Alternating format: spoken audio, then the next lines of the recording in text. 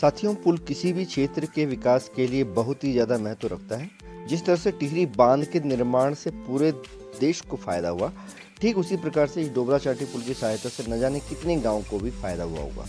नमस्कार साथियों, मेरा नाम है मनीष शर्मा और मैं हूं देवभूमि उत्तराखंड के टिहरी गढ़वाल से।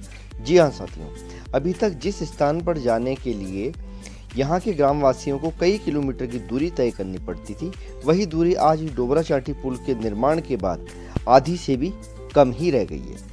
साथियों, आपको बताना चाहूँगा कि वर्ष 2005 में जब टिहरी बांध की झील के बनने के कारण प्रतापनगर से आने जाने का रास्ता बंद हो गया था, तो इस कारण यहाँ के लोगों को ऋषिकेश, हरिद्वार, देहरादून, दिल्ली आदि जगह जाने के लिए मुश्किलों से मुश्किल जगहों का सामना करना पड़ता था। इस वजह से लंबगांव, ओखलाखाल से लेकर अन्य कई क्षेत्रों के लोगों ने लंबे समय तक धरना प्रदर्शन किया।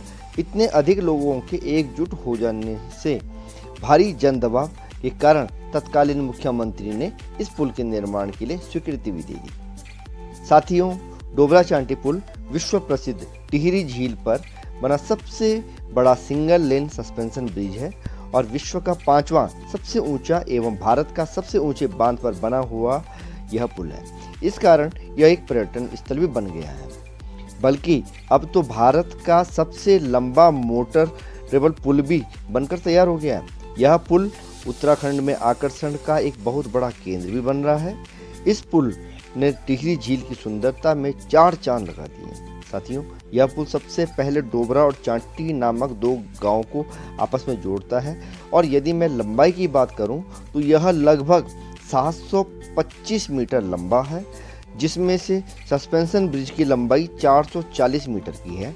साथियों, 260 मीटर की आरसीसी डोबरा क्षेत्र की ओर से तो 25 मीटर स्टील गार्डर चांठी ओर की ओर से बना है, जो आपको इस पुल में दिखाई भी दे रहा होगा। और इस पुल पर 15 कुंतल तक का वजनी सामान आप वाहन से आराम से ले जा सकते हैं और पुल में टिहरी के झील का दृश्य का बहुत सुंदर नज़ारा भी हमें दिखाई देता है। पहले की यदि बात करें तो यह प्रतापनगर, लंबगांव और धौंतरी में रहने वाली लगभग 2.5 से 3 लाख की आबादी को टिहरी जिला मुख्यालय तक एक ओर जाने के लिए 100 किलोमीटर से भी अधिक की दूरी तय करनी पड़ती थी, लेकिन अब इस पुल के बनने से यह दूरी घटकर आधी हो गई है।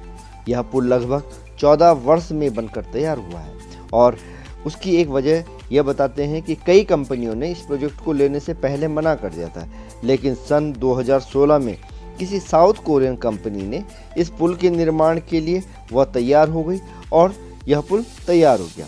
लेकिन साथियों, इस पुल के लिए थोड़े नियम भी रखे गए हैं कि यदि एक ओर से भारी वाहन इस पुल को पार कर रहा है तो दूसरी ओर से बड़े वाहन के लिए यह पुल प्रतिबंधित रहेगा, लेकिन छोटे वाहन इसमें निकल सकते हैं।